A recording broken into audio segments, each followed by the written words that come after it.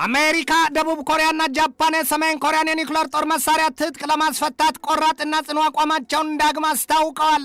አሜሪካና ደቡብ ኮሪያ ደግመው የሰሜን ኮሪያ ተቃውሞ ጥሰው የአየር ኃይል የጦር ልምምዳቸውን መቀጠላቸው ሲሰማ፣ ቻይናና ሩሲያ ደግሞ የጋራ የባህር ኃይል የጦር ልምምዳቸውን ማጠቃለላቸው ታውቋል። የሩሲያ ባለስልጣናት በወቅታዊው የዓለም አቀፍ ጉዳይ የተለያየ አስተያየት በመስጠት ላይ ናቸው። የሩሲያው የጸጥታ ምክር ቤት ምክትል ሊቀመንበሩ ዲሚትሪ ሜድቬዴቭ የኢራኑ ሉዓላዊ ግዛት የሆርሙዝ የውሃ መተላለፊያ ወሽመጥ ለኢራን ከኒውክሌር ጦር መሳሪያ ያልተናነሰ ነው ብለዋል። ይህንኑ ርዕሰ ጉዳይ ለዓለም አቀፉ ትንታኔ ዘገባችን መርጠን አሰናድተነዋል። ከትንታኔ ዘገባው ጋር ትዕግስቱ በቀለ ነኝ። ከ17ኛው መቶ ክፍለ ዘመን አንስቶ የጠቢባን የአብርሆታቸው ምንጭ ልዩ ቡናና የቡና ጥበብ ነው። ታዲያ ይህን ቡና ለመቅመስ ጥበቡንም ለመማር ዝግጁ ኖት? አሃዱ ኮፊ አካዳሚ በአዲስ አበባ ትምህርትና ሥልጠና ቁጥጥር ባለሥልጣን ፈቃድ በማግኘት የረጅም ጊዜ ልምድ ባላቸው ባለሙያዎች በመታገዝ የተለያዩ የቡና አይነቶችን የመቅመስ ኮፊ ካፒንግ፣ የቡና ቆላል፣ ሮስቲንግ፣ ጣዕምን፣ ፍሬዎችን፣ ማዕዛንና አሲድነትን የመለየት ጥበብ በባሬስታና አግሮ ማርኬቲንግ ዘርፎች ሥልጠና ለመስጠት ዝግጅቱን አጠናቋል። የቡና ጥራትን ለመጠበቅ የቡና አፍቃሪዎች የተለያዩ ጣዕሞችን ለማወቅ እንዲሁም አምራቾች ምርቶቻቸውን ለማሻሻል እንዲችሉ የሚረዳውን ይህንን ሥልጠና በአሃዱ ኮፊ አካዳሚ በመሰልጠን ብቁ ባለሙያ ይሁኑ። የሥልጠና ቦታው በቦሌ ጃፓን ኤምባሲ ናይል ሶርስ ሕንፃ 3ኛ ወለል ላይ። ለበለጠ መረጃ በስልክ ቁጥር በ0961 88 82 22 ይደውሉልን። አሃዱ ኮፊ አካዳሚ።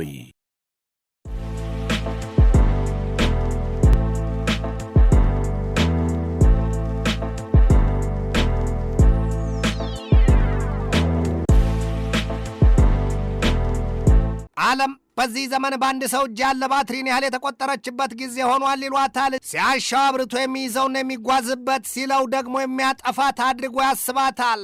ይህ ኒውክሌር ጦር መሳሪያ ታጣቂዎቹ ሀገራት በታሪክ የተመዘገቡት እኛ 9 አንድም እርስ በርስ ሁለትም ሌላውን የዓለም ክፍል ለማጥፋት ሲጋበዙ ይታያል። ይሄ ወቅት በምድሪቱ ታሪክም ቢሆን የዓለም ዋንጫው ተቃራኒ ክስተቶች የተጋጠሙበት ሆኗል። እንደ አውሮፓኑ አቆጣጠር በ1982 በፎልክላንድ ደሴት የተዋጉትን እንግሊዝና አርጀንቲናን ዳግም በዓለም አቀፉ ሕዝብ አደባባይ ለሰላማዊው ጦርነት አገናኝቷልና ታሪክ በየፈርጁ ይነገራል።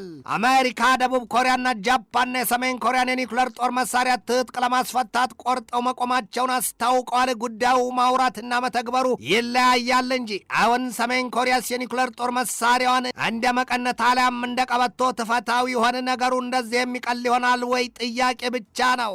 የአሜሪካ የጃፓንና የደቡብ ኮሪያ የውጭ ጉዳይ ሚኒስትሮች በተመሳሳይ ባለፈው የሐምሌ 8 የ2026 የቱርክ አንካራ የኔቶ ጉባኤ አጋጣሚ ማፍላፍ ገጥመው ሰሜን ኮሪያን የኒውክሌር ጦር መሳሪያዋን ሊያስፈቷት መማማራቸውና መድወለታቸው ይነገራል። አልሰሜን ግባ በለው ይሏል። አሊያም ከሳሽ የተከሳሽን ልብ ቢያውቀው ኖሮ ከቤቱም አይወጣም ነበር ይሏል። በምዕራባውያኑ የጦር ጥምረት ኔቶ ወይም ኖርዝ አትላንቲክ ትሪቲ ኦርጋናይዜሽን የቱርክ ስብሰባ የድርጅቱን የወደፊት እቅድና አቋም በተመለከተ ቁጣዋ ተገልጧል።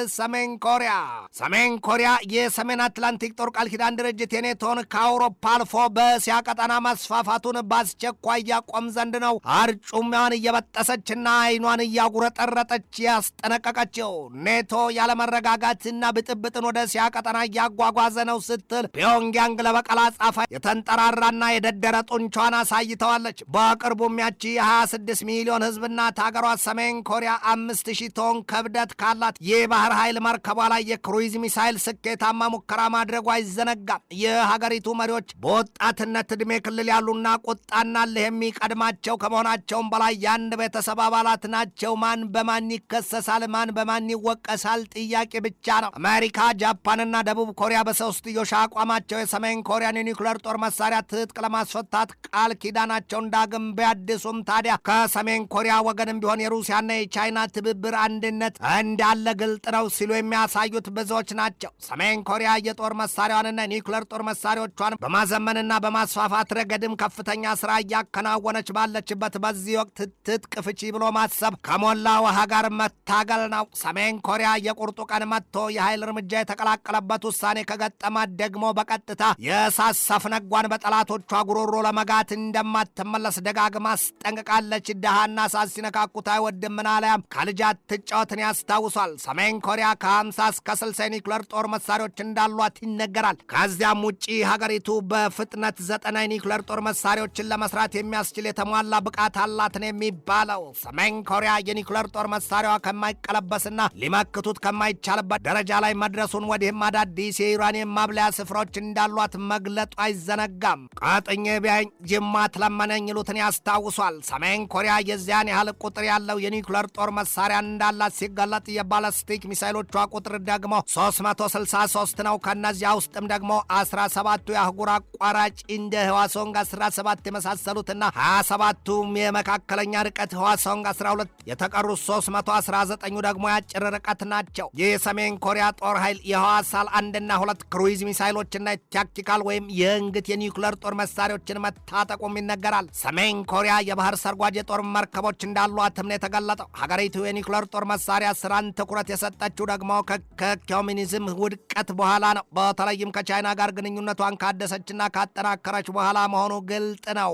ሰሜን ኮሪያ የኒውክሌር ጦር መሳሪያ ጥበብ ያገኘችው ከአውሮፓውያኑ 1960ዎቹ ጀምሮ ሲሆን ያንን ጥበብ ያጋራቻትም ሶቪየት ህብረት ናት። ከዚያን ጊዜ ጀምሮም ሰሜን ኮሪያ ከዓለም አቀፉ የአቶሚክ ተቆጣጣሪ ተቋም መስሪያ ቤት ጋር ትብብር እንደሌላትና ትብብሯን እንዳቋረጠች አሻፈራይ ብላ መቅረቷ ይነገራል። አሁን እንግዲህ በዚያ ልክ የጦር መሳሪያ የታጠቀችውን ሀገር ነው አሜሪካ፣ ደቡብ ኮሪያና ጃፓን ትጥቋን እናስፈታታለን ሲሉ በየቤታቸውና ልባቸው የሚባጁት። ሶስቱ ሀገራት በሰሜን ኮሪያ ላይ ካላቸው ተቃውሞ በመለስም አሜሪካና ደቡብ ኮሪያ የአየር ኃይል የጦር ልምምዳቸውን መቀጠላቸውን የተሰማው።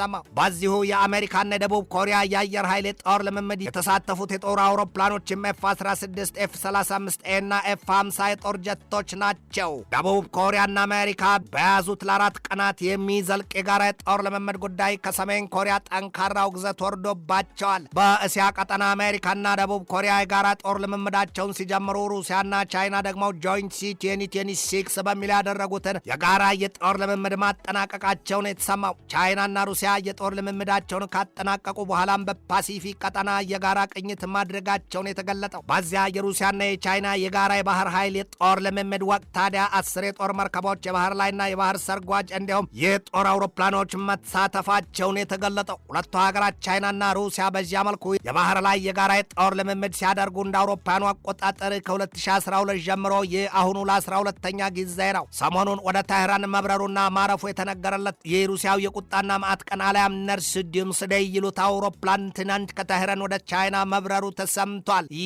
ወደ ቻይና መብረሩ የተነገረለት የሩሲያው የመጨረሻው የቁጣ ቀን ተምሳሌት አውሮፕላን Tu-214 ፒው ሲባል የተመዘገበበት ቁጥርም RS-6453 ነው። በኢራን ዋና ከተማ ያረፈው ደግሞ በአውሮፓውያኑ ሐምሌ 13 ቀን መሆኑን ልብ ይሏል። አውሮፕላኑ አሁን ቻይና መግባቱ ነው የተወራው። የዚያ የሩሲያው አውሮፕላን ከታህራን ከተማ ከለቀቀ ከጥቂት አፍታ በኋላ ደግሞ አሜሪካ በኢራን ቡሸር፣ ቻባሃር፣ ጃስክ፣ አቡ ሙሳና ባንዳር አባስ አውሮፕላን ማረፊያና የጦር ሰፈሮችን ክፉኛ መደብደቧን የተሰማው። የኢራን አብዮታዊ ዘብ ኃይል ባወጣው መግለጫውም የነዳጅ ዘይት ጫኝ መርከቦች ለሰጠነው ትዕዛዝ ቁባን ባለመስጠታቸው የተነሳ በሆርሙዝ ወሽመጥ ሲጓዙ የእሳት አባላችን ወርዶባቸዋል፣ ገናም ይቀጥላል ነው ያለው። የሩሲያው አውሮፕላን ከየትኛውም የምድሪቱ ክፍል ሆኖ እንዳይቆጣጠሩት የሚያስችል ጥበብም ተገጥሞለታል ነው የተባለው። በኢራን የተያዘው ጦርነት ክፉኛ የሚያራዣት ሩሲያ ከዚህ ቀደም የኒውክሌር ጦር መሳሪያዋን ለኢራን ለመስጠት እንደምትችል መዛቷና ማስጠንቀቋ አይዘነጋም።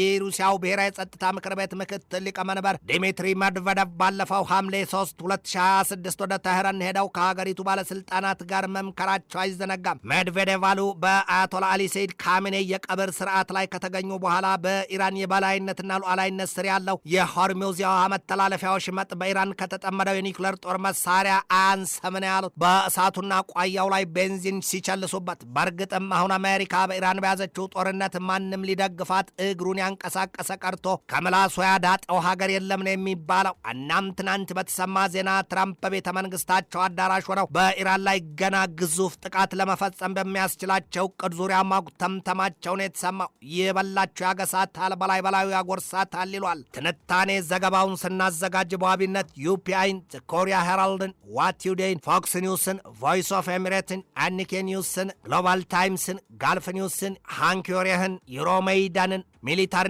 መምሪን ተጠቅመናል።